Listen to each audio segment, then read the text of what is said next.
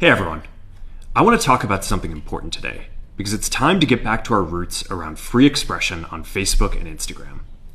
I started building social media to give people a voice. I gave a speech at Georgetown 5 years ago about the importance of protecting free expression, and I still believe this today. But a lot has happened over the last several years. There's been widespread debate about potential harms from online content. Governments and legacy media have pushed to censor more and more. A lot of this is clearly political, but there's also a lot of legitimately bad stuff out there. Drugs, terrorism, child exploitation. These are things that we take very seriously, and I want to make sure that we handle responsibly. So we built a lot of complex systems to moderate content. But the problem with complex systems is they make mistakes. Even if they accidentally censor just 1% of posts, that's millions of people. And we've reached a point where it's just too many mistakes and too much censorship. The recent elections also feel like a cultural tipping point towards once again prioritizing speech. So we're going to get back to our roots and focus on reducing mistakes, simplifying our policies, and restoring free expression on our platforms. More specifically, here's what we're going to do. First, we're going to get rid of fact checkers and replace them with community notes similar to X, starting in the US. After Trump first got elected in 2016, the legacy media wrote non-stop about how misinformation was a threat to democracy. We tried in good faith to address those concerns without becoming the arbiters of truth. But the fact checkers have just been too politically biased and have destroyed more trust than they've created, especially in the US. So over the next couple of months, we're going to phase in a more comprehensive community notes system.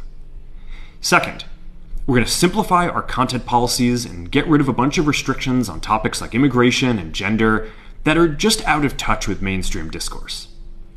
What started as a movement to be more inclusive has increasingly been used to shut down opinions and shut out people with different ideas, and it's gone too far. So I want to make sure that people can share their beliefs and experiences on our platforms.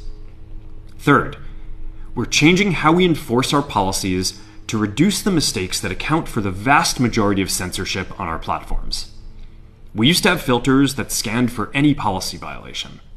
Now, we're going to focus those filters on tackling illegal and high-severity violations. And for lower severity violations, we're going to rely on someone reporting an issue before we take action. The problem is that the filters make mistakes, and they take down a lot of content that they shouldn't. So by dialing them back, we're going to dramatically reduce the amount of censorship on our platforms. We're also going to tune our content filters to require much higher confidence before taking down content. The reality is that this is a trade-off. It means we're going to catch less bad stuff, but we'll also reduce the number of innocent people's posts and accounts that we accidentally take down.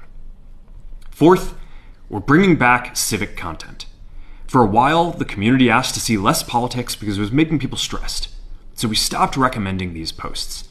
But it feels like we're in a new era now, and we're starting to get feedback that people want to see this content again. So we're going to start phasing this back into Facebook, Instagram, and Threads while working to keep the communities friendly and positive. Fifth, we're going to move our trust and safety and content moderation teams out of California, and our US-based content review is going to be based in Texas. As we work to promote free expression, I think that it will help us build trust to do this work in places where there is less concern about the bias of our teams. Finally, we're going to work with President Trump to push back on governments around the world that are going after American companies and pushing to censor more. The US has the strongest constitutional protections for free expression in the world. Europe has an ever-increasing number of laws institutionalizing censorship and making it difficult to build anything innovative there. Latin American countries have secret courts that can order companies to quietly take things down. China has censored our apps from even working in the country. The only way that we can push back on this global trend is with the support of the US government.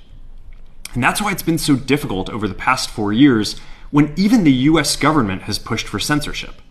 By going after us and other American companies, it has emboldened other governments to go even further. But now we have the opportunity to restore free expression, and I am excited to take it. It'll take time to get this right, and these are complex systems. They're never going to be perfect. There's also a lot of illegal stuff that we still need to work very hard to remove. But the bottom line is that after years of having our content moderation work focus primarily on removing content, it is time to focus on reducing mistakes, simplifying our systems, and getting back to our roots about giving people voice. I'm looking forward to this next chapter. Stay good out there, and more to come soon.